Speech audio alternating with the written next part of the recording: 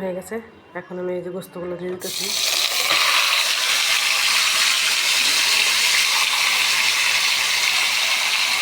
ভয় পেয়ে গেছি, হঠাৎ করে ছাড়ছি। এখন রান্না করে নেব সুন্দর করে। এখন সুন্দর করে আস্তে আস্তে কষাই নেব।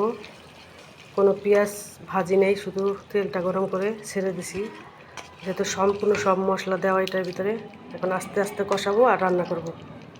এত মজা লাগে, আপনারা সবাই একবার হলেও ট্রাই করবেন। হ্যাঁ দেখেন পানি উঠছে। আমি কিন্তু আর কোনো পানি দিব না, এই পানিটাই আমি কষায় কষায় রান্না করব আস্তে আস্তে। এই যে আমি লাড়াও কম দিতেছি, এক সাইড হইলে আরেক সাইডে আমি উল্টাই দিতেছি, শুধু আস্তে আস্তে রান্না করতেছি এটা। এই যে গোস্তটা অনেক সুন্দর করে কষাই নিয়েছি। এখন তেলে দিয়ে দেবো, মানে কি পেঁয়াজ ভেজে তার ভিতরে এই গোস্তটা ছেড়ে দেবো। আমি কয়েকটা কাঁচামরিচ দিয়ে নিছি, এখন পেঁয়াজটা ভেজে নেব।